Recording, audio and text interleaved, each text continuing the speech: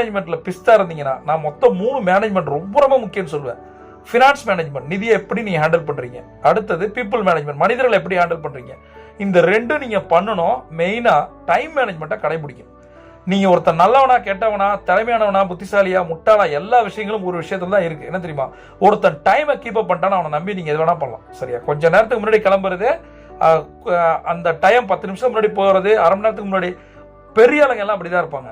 எவன் ஒருத்தர் சாரி கேட்கறான், லேட்டா வரணும், அவனை விட ஒரு டேஷ் யாரும் கிடையாது. அடுத்தது லீடர்ஷிப். இதுதான் 8வது பாயிண்ட். லீடர்ஷிப்ல கெத்தா இருக்கணும். அதுல நிறைய கேரக்டர்ஸ் இருக்கு.